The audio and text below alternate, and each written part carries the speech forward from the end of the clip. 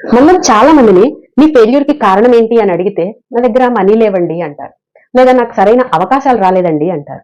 కానీ నిజానికి అసలు కారణం ఏంటి అంటే మీ ఎమోషన్స్ ని మేనేజ్ చేయడం రాకపోవడం. దీనికి బెస్ట్ ఎగ్జాంపుల్ ఇప్పుడు నేను చెప్పబోయే ఈ స్టోరీ. ఒక రాజుగారికి ముగ్గురు కొడుకులు ఉండేవారు. ఒక రోజు ఆ రాజుగారు ముగ్గురు కొడుకుల్ని పిలిచి ఒక్కొక్కరికి ఒక్కొక్క బంగారు నాణాన్ని ఇచ్చి, ఇది మీ వారసత్వం, 3 సంవత్సరాల తర్వాత దీంతో మీరు ఏం సాధిస్తారో నేను చూడాలనుకుంటున్నాను అన్నారు. మొదటి కొడుకు ఆ బంగారు నాణాన్ని విలాసాల కోసం, తాత్కాలిక ఆనందాల కోసం ఖర్చు చేశాడు. రెండో కొడుకు మాత్రం ఇది నన్ను ఎవరైనా మోసం చేసి దొంగిలిస్తారేమో అన్న భయంతో దాన్ని భూమిలో పాతిపెట్టి అలాగే చూస్తూ ఉన్నాడు. మూడో కొడుకు మాత్రం దాన్ని ఒక సీడ్ లాగా ఉపయోగించి దాంతో ధాన్యాన్ని కొనుగోలు చేసి ధాన్యం వ్యాపారాన్ని ప్రారంభించాడు.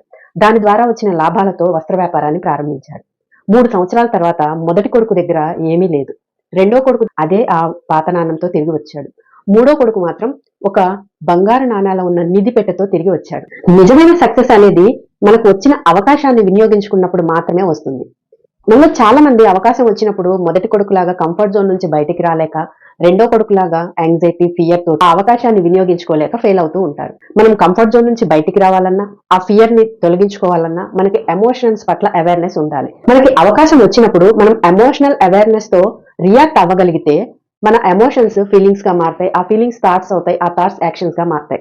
ఎప్పుడైతే మనం ఎమోషనల్ గా అవేర్నెస్ తో ఆ యాక్షన్ ని మొదలు పెడతామో అప్పుడే మన లైఫ్ లో మనం సక్సెస్ అవుతాం.